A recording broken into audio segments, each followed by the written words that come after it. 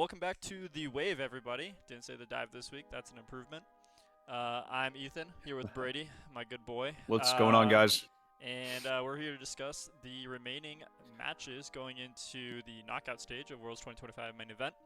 Kind of get started right off the bat here. I don't want to touch too much on, the Swiss stage. We're a little bit unfortunate what happened to FlyQuest. I think we both are a little sad about what happened to that team. I think they had some internal issues based off of all the reports coming out of it, interviews after the fact. But happens, right? um, Tough. any team, anything stand out to you, Brady, coming out of Swiss? While we're on the topic of FlyQuest, I want to credit 100 Thieves for the way they played, because I think they actually played pretty damn well. 100%. Especially for the teams they played. I mean, they should have had no shot, and I mean, on paper, it didn't look great, but I think they played a lot harder, and I think they would have beat FlyQuest if they had to beat out for the NA spot. I think 100 Thieves look stronger than Fly. I completely agree, man. I honestly was going through all of the, strength of schedule for this video and looking at each team, and I think that there is an argument. Actually, I don't even think there's an argument. I think it is 100T had probably the hardest draw. Oh yeah, 100%, they had 100% in terms a death of draw. like relative strength. Like, I mean, 100T second seed coming out of not LCS but LTA. Relatively, I mean, they take a game off BLG, which I think we look at that BLG team, they're not as strong as what everyone thought they were going to be. Right. But even if you look at the remaining schedule, it's three. They lost to Top Esports, HLE, and T1, and those three teams were in quarters. So, yeah, I mean, that was a rough draw. They kind of took all the bullets for FlyQuest, and then FlyQuest did nothing. That was a super rough draw. Yeah. I think if they had just a decent draw at all, I think they had a shot to get in. I agree. With the way they were playing, they were clicking. I was doing a little bit of a VOD review, especially on the T1 series, with our good friend, Ryan, obviously, Brady. Yep. But for those who don't know, just a good friend of ours. And, that first game was honestly a toss-up. Like, I think if 100T played just a little bit of the macro cleaner, I think that was a game that they could win 100%. Yeah, I agree. The second game was, definitely, I think, a little bit less close. But still, I mean, like, with what 100T has on their team, being able to go up against, tournament favorites, honestly, in a way. I mean, T1's always a tournament favorite if they're in the tournament. Right. Very, very impressive. So I 100% agree with you there. Yeah. So, alrighty, let's get into the first match. It's going to be actually taking place from right now, 5 hours from now. So, all right. Yeah, we'll be able to see this one pretty soon, which is exciting. But we got Gen G versus Hanwha Life to start us off, which should be a banger. Should be a banger. Yeah, it definitely should be. I feel like. Sorry, you go first. I hope we get 5 games. Yeah, I agree. I think this is one of those games where this is best of 5, right? Not 3. Yep, best of 5. Fearless. Okay. This is kind of this is the rematch of the LCK finals. Yep, right. It was 3-1, and it actually was okay. So 3-1 doesn't sound like it's all too close, but it was a close series. I think if any team's gonna push Gen G, I think it's gonna have to be one of the Korean teams. We've seen KT be able to beat them in a best of 5, whether or not you want to call that a fluke, whatever it was. I think it's going to have to be a Korean team. I think that they're just the strongest region. I mean, they kind of have been for the last couple of years. So HLE, I think a lot of people are putting their hope in their basket that HLE is able to do it. What do you think prediction-wise? What are you going to predict game score here? I think I'm going to go with a Hanwha Life upset 3-2. Hanwha Life upset 3-2. I respect it. Gen G has to be favored, right? Gen G is definitely favored. I would say. Yeah, I'm going HLE upset. 3-2. HLE upset. Okay. I'm gonna go. I think I'm gonna go the 3-2 Gen G. I think this team is a very hard team to beat in a best of 5. Oh yeah. If you look at the champ I agree. pools, I mean HLE. Nothing against HLE. They got a very strong team. I think Zeus, I think Zeus, when he's playing the best, he is the best top laner in the world. I think he's better than Keen. I think he's better than Doran. So, I mean, when he's on his game, he's on. The rest of the map, the things that worry me about Hanwha, Peanut, as much as I love Peanut, I've been watching him since, the Rocks Tigers days. I think that he sometimes loses a step. on the international stage and also just against the best junglers, right? He's going up against Canyon. Everyone knows that Canyon can do it. He's won a world championship before, so I think if we're going to see any big gaps in this game, it's going to come from the jungle. And then I also think that coming out of the mid lane, Zeka. I don't think this patch is the best champ pool for Zeka. It's a lot of heavy control mages versus like when we saw him win Worlds in person, which was a treat for both of us when we went. Best Worlds of all time. Seriously, it was opinion. a great Worlds. One of the best, stories, Cinderella story you want to talk about. But we saw Zeka playing a lot of Sylas, a lot of Akali, kind of these like very, very mechanically intensive, get in your face champions. And we really haven't seen that yet. I don't know if that's a fearless thing. I don't know if it's just the meta right now, but if that changes a little bit, I know people have been, through the bushes have been talking about maybe LeBlanc is going to come back, maybe Sylas is going to come back into the meta with the best of fives. I think there were a few Akalis being played, weren't there? Yep, a couple of Akalis during being Swiss? played. I think Quid played Akali actually in that game 2 against T1. I think there's angles for Hanwha Life. I really hope that they can at least make this an entertaining match. I don't want to see a 3-0. Honestly, I don't even want to see a 3-1. I'd love to see 5 games. So that's a banger matchup. Yep, and I think the bot lane's actually pretty even if I had to look at it from both sides. I mean, you have the pedigree with Ruler. He's obviously won Worlds. Viper has too, though. And both those AD carries you kind of put them on whatever you want to do, and they're not going to make many mistakes. So excited to see what comes. Yeah, I'm excited. Excited for that one. Yep. So you got the HLE prediction. I'm kind of hoping that one comes through. That'd be awesome to see. That'd be sick. And I got the Gen G. So, all right, let's go down to the next one. We got KT Rolster versus CFO. What are your thoughts? I actually think this will be a good series. I think the Oysters are playing well. Okay, I think I had some information from you going into the tournament that, they're actually a better team than you might think if you haven't really watched them. And I think they proved that to be true. I think they look pretty solid. KT is probably one of the teams I watched the least this Swiss, to be honest. They were kind of in and out of it pretty quickly, so. Yeah, they were, because they were 3-0, right? Yes, correct. Yeah, they were the one of the two 3-0 teams. How were their games looking? I think I only got to see like one of them. So they played. This is kind of the opposite of the 100T draw. They got MKOI, Team Secret Wales, they had a pretty favorable draw. Yeah. So they went 3-0, and in each of those games, the sentiment around the league, around just like right now Worlds, is that they are not playing well. They made it 3-0, but it wasn't very convincing, at least compared to AL. But I went back and I watched those games, and not that I disagree. I'm not a huge fan of how much they're falling behind early, but if you look at their draft, that's kind of what their plan is. They're drafting, at least against MKOI and Team Secret Wales, they drafted a lot of scaling, and they basically were sacrificing early Drakes, even some early kills, some tempo around the map to basically just guarantee, like, hey, once we make it to about 20-25 minutes, our team comp's going to want to start fighting. Right around that 3rd, 4th dragon, right before Soul's taken, that's when we want to turn on and, actually be able to do something. And they were able to. The MKOI one, I would say, was a little bit more of a toss-up. They had a really big Orianna ult from BDD to kind of save the game around the Otacon. But the Team Secret Wales and the top esports, they 2-0 top esports. Those were a little bit more in control, I think. So they definitely kind of shored up some of their weaknesses, I think, a little bit in that last match. But yeah, definitely not as strong of a showing as you'd want to see from a 3-0 team. Yeah. Okay.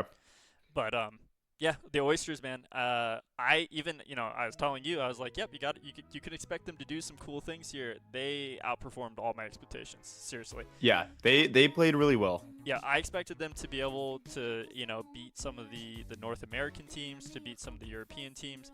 I did not expect them to be able to beat T1. I did not expect them to be able to compete against Hanwha Life, right? Yeah. So I'm really excited to see what this team can do. I still think they have a couple weaknesses. The top lane, the 2 players who swap in and out. So they got Rest Driver. Yep, Driver. I think everyone is pretty much on his side. They're like, hey, just keep Driver in there. But for whatever reason, they don't want to do that. So we'll see what happens in the Fearless. But I hope that doesn't come back to bite them. Right. But yeah, I'm gonna predict. I think this is gonna be a 3-1 KT Rolster. I think CFO is definitely going to make it closer than what a 3-1 scoreline looks like. But I think at the end of the day, I think KT's macro and their late game team fighting is very, very good. Yep. So I think if you don't close them out early and you have just a tiny bit of a lead, I don't think it's enough. I think you got to kind of just stomp on this team. So we'll see. That's my prediction. What about you? Okay. I think I'm going to go 3-2 KT. Okay. I think CFO is going to play him really well. I don't know how the first 3 games are going to go, okay? But I think CFO, I'm predicting KT to be up 2-1 and then CFO to win game 4. There's going to be magic. They're going to be hyped, but I think KT will shut him down in game 5. I feel like they have enough in them to get it all the way and give everyone some hope. And then I do think KT will come away with it, though. I don't think they'll have enough to close them out. I think if we're looking at angles for CFO to take this series, I think that you're going to have a really big performance out of Doggo. I mean, he has been putting on a performance of a lifetime this Worlds. Dude, that is actually, I wanted to talk about him because he's probably my most, I don't even know how to word it, but my most surprising player I watched. I feel like every game I watched him, I was just watching his performance. He is like, dude, he's just like, honestly, when he was on the screen, I felt like the entire game kind of revolved around him. Yeah, it did. He played amazing. I mean, like his Draven picks, which personally I'm a fan of because I have Draven as being the highest win rate with 5 picks. It's not there yet. They only played it twice, so I'm kind of hoping they continue in the tournament so I can see it more. But like, I mean, even his Ezreal, his Ziggs play, man, like he's playing these so aggressively and on like a knife's edge. But he's never. I don't want to say he's never punished. Like there are times where he gets punished for it, but it's like. It's almost like 80-20, like in terms of favor for his team. Like he's able to put out so much damage, so much pressure. Yeah. It's just really impressive to watch. Yeah, I think if Doggo is on, the series will be great. Mm-hmm. If for some reason Doggo's off or they're shutting him down, I think KT will roll them pretty easy. Yeah. I think a lot of it rides on how Doggo's playing, to be honest. I could agree. I think that if you're CFO, I mean, you want to come out guns blazing. I think if you take one game in the very beginning of the series and you're up 1-0, I think that can change the entire dynamic of this. Yeah, it definitely could. So, yep, we'll look forward to that one. That one's happening not tonight, but the next night. So they're all in a row. That's going to be the second match. Third match we're going to go into, we have, sorry, I'm looking at the schedule wrong. We have G2 versus Top Esports. This is an interesting one. I would say these are the 2 weakest teams in the bracket stage, in the knockout stage. I don't know if you agree with that sentiment, do you? I think so. I mean, yeah, compared to the other teams, I would say so. I didn't get to watch a lot of Top. I did watch a lot of G2 though. Mm-hmm. But I would agree with that. Yeah. I think they are the bottom 2 out of the 8. I do think, just on another note, looking at the way that the bracket's set up, I'll put it up on the screen here, but basically we have on the top side of the bracket, we have the 4 teams of Anyone's Legend, T1, G2, Top Esports, and then on the other side, we have Gen.G, HLE, KT, CFO. I think that the top side is by and far the easier side of this bracket. With the way that T1's been looking, and then the way that G2 and Top Esports made it in, I think that 3 out of the 4 of those teams are, I don't want to say like easy, they're all good, very good opponents, obviously, very good teams, but to the relative strength of Gen.G and Hanwha Life and CFO and KT, I think it's just an easier side of the bracket. It's kind of like back when we went to group stage, it was like the group of life. I think that's the side of life for knockout stage, personally speaking. Right. But yeah, this G2 lineup is interesting, man. I actually didn't expect them. I didn't expect them to make knockouts, and I mean, I think part of that was I thought FlyQuest would be a better team, and they weren't. Very much not so. But yeah, I'm hoping that they can do something interesting. I really love watching them play. They bring a lot of that G2 kind of, I don't know what the word is for it. It's not inspiration, but creativity, I guess, is the right word for it, maybe. Yeah. In draft, they're not afraid to bring out a Nivea mid, and it looks good. It looks great. I think that when you're going up against some of these Eastern teams, if you're not on the same level as them, I think that you got to surprise them. People might call you almost have to. Yeah, like people might call it cheese, but it's like, hey, let's look at all the times where North America or EU did win or got close to winning, right? Right. Like, I don't know if you remember 2017 Misfits versus T1 or SKT at the time. They brought out the Blitzcrank in Game 4. Yeah. And beat them with it. It's like you got to do something a little wonky, a little bit that they're not expecting, and that's how you get, an advantage. That's how you get a draft Exactly. advantage, so. I don't really think you can't really go for a safe draft and hope to out macro them or out team fight them. It's gonna be a lot harder to win. You'll probably bleed out. At least not in like a not in if you're in Game 5. I think you got to do something interesting, especially in Fearless. So. I'm really hoping G2 comes out with that. Top Esports has been interesting, man. This team is a star-studded lineup. They got a lot of really good players on the team, but it's almost like they're not clicking 100%. I mean, we've seen domestically, Top Esports is probably the best team in the region domestically at many points in the splits. But I don't know what it is, but it's like they're not playing like that cohesive unit that they were in China. Right. I really hope they turn it on, man. I want to see the best out of this team. I think that if you look at the team, it's just like, dude, like they could win worlds. Like if they're all firing on the same cylinder, like they are a world's finalist caliber team. So I'm hoping to see. I actually do think that personally, I know this might be a little bit of an upset alert here, but I think G2 is actually going to win 3-1. So okay. What about your predictions here? I'm going to go the complete opposite and say Top Esports 3-1. Okay. I can respect that. I think this is very much a toss-up, but... Yeah, I think it could go either way, 100%. I personally would want G2 to win. I'd love to see a Western team make it to semis. I feel like Top is going to put it together at some point through the series. I think they will. I think G2 is going to crumble a little bit. Yeah, I could definitely see that happening as well. So, who do I'm gonna go 3-1 Top. If you had to single in on any player, like one single player on each of these teams to watch, who are you bringing up? I think we need to see Caps playing well. Okay, need to see Caps playing well. I'm excited to watch Broken Blade. Yep. Top lane.